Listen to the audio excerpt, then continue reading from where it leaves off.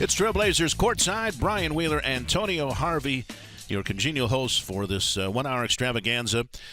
We anticipate a special happening a little later on in the program, which is not just our preseason predictions, which are going to be coming up in our next segment, but something a little bit more important and significant than that coming up a little later on in the show. But we start off on a somber note. As we talked about over the weekend, the entire NBA world was shocked and saddened by the news of the passing of Flip Saunders at the age of 60, complications from Hodgkin's lymphoma, the head coach, president of basketball operations for the Minnesota Timberwolves, and we wanted to get a feel for how the Timberwolves are coping with that loss, and so we head out to Minneapolis and bring in one of the top radio guys in the NBA, a good friend of mine, Alan Horton. And Alan, I know this came as a shock to everybody because the feeling had been that even though Flip wasn't going to be coaching the team at the start of the season, that he would be able to undergo whatever treatment necessary and find a way to come back and resume his coaching duties. But talk to us if you can and just give us a sense as to what the entire Timberwolves community is dealing with right now. Yeah, I think everyone realized it was a pretty serious situation. Anytime you mention the word cancer, there's obviously the graveness attached to it. But it really, when that news release first came out, you really thought that they thought it was a treatable form of cancer, and then that there was a high rate of being able to knock this down and for people to come back strong from it.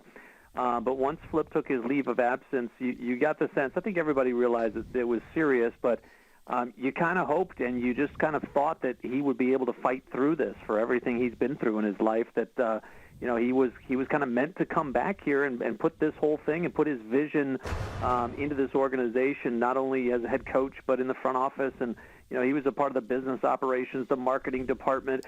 Heck, he had thoughts on TV and radio too. I mean, he had a vision for how he saw this franchise going forward. And it really came as a surprise. Even though, as I said, we all knew it was serious, it really did come as a shock yesterday when that news came down. It's I never played for Flip Saunders, obviously, Alan, but I have a lot of friends, and they say you can tell a man by the company he keeps. And the people that I've known that either worked for, played for, or were around Flip Saunders are all really good people. And for me, that really spoke volumes to Flip as a mentor, as a coach, as a father figure. Talk a little bit about what you saw from him in the time he was back in Minnesota.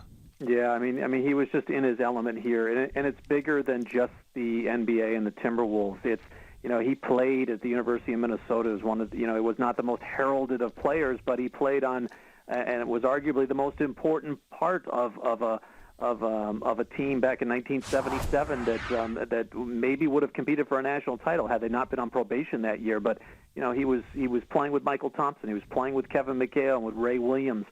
He was roommates and teammates with Kevin McHale, and that was Gopher fans that were around during those days remember those days fondly. So he not only has ties from the Timberwolves, but for the Gophers.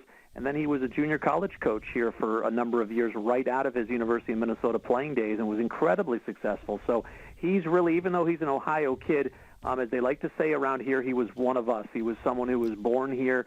He was he was Minnesota's own. And even when he wasn't here and went off to Detroit and Washington, he was still on the airwaves here. He was still a presence here. And I really think, and you said it well, Antoine,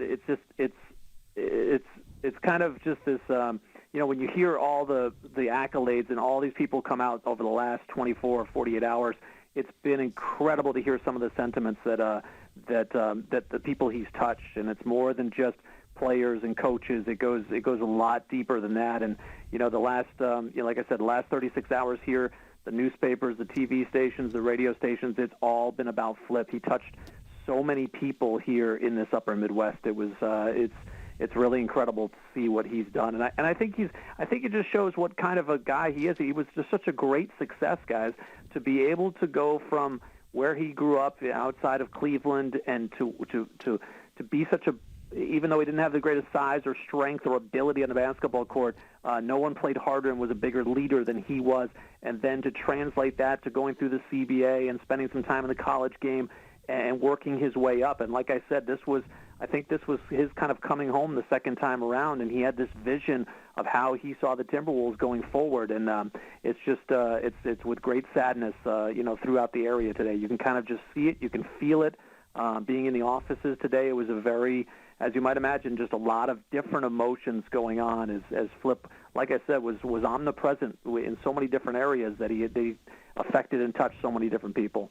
He was the very first coach that Kevin Garnett ever had in the NBA and was instrumental in bringing Kevin back to Minnesota for what will be his latter days as a player. There had even been some discussion that he and Flip at some point might try to purchase the Timberwolves and become owners after Kevin's career would be over. And for those who haven't seen it, a magnificent photo of when Kevin got the news yesterday at practice. He left and walked out to the very parking spot that Flip had in the parking garage and just sat down and took a photo of and talked about the loss that's going to always be now without Flip being there. So obviously they were very, very close.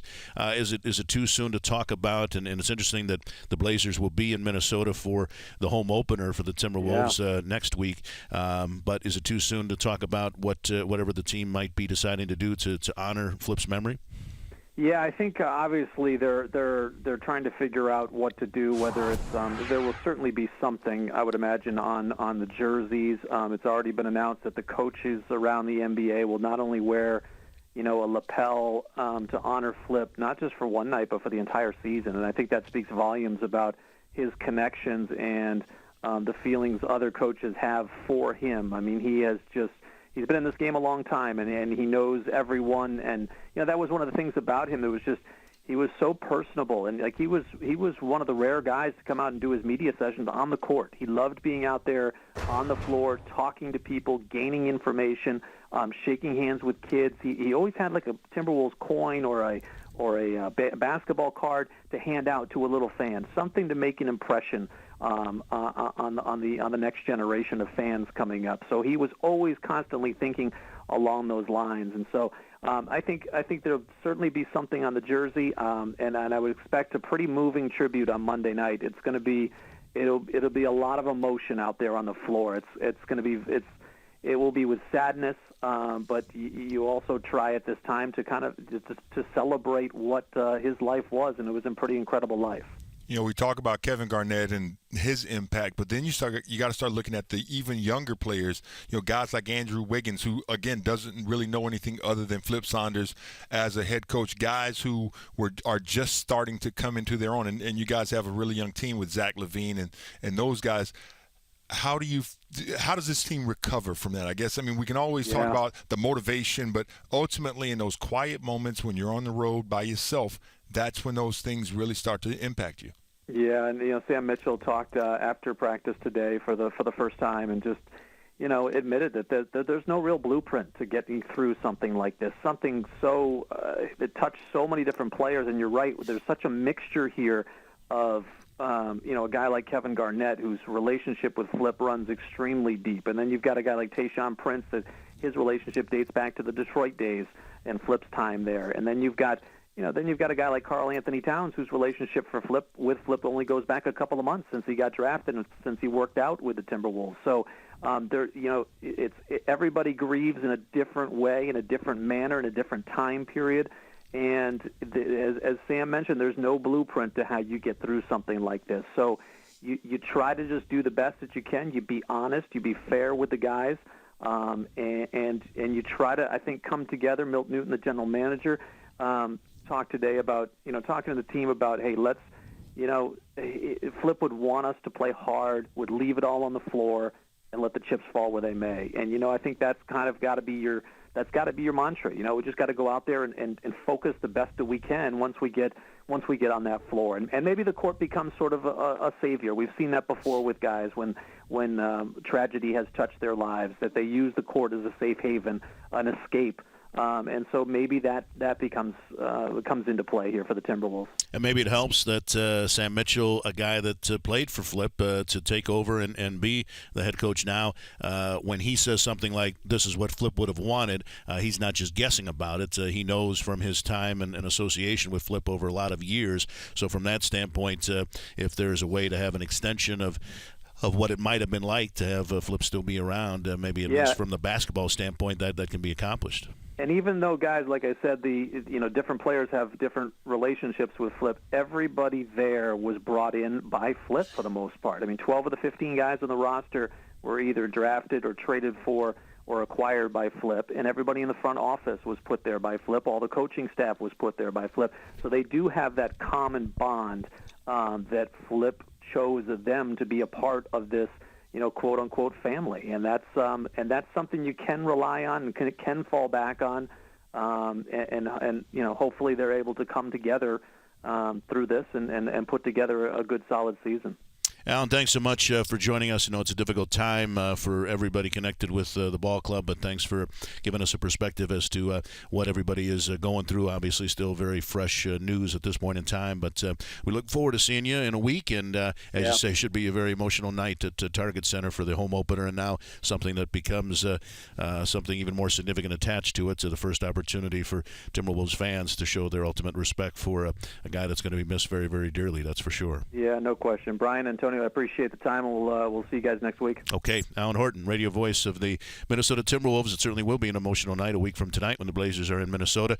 And a lot of people forget, Tone, that when Mike Dunleavy was relieved of his coaching duties in Portland, Flip Saunders was the number one choice. Bob Whitsitt came out here for interviews, and he was very, very interested. Ultimately, his wife wanted to stay in Minnesota, and so they decided to stay where they were at. But he almost became coach of the Trailblazers way back when. Tremendously talented coach, but a really good man who will be missed. No question about that.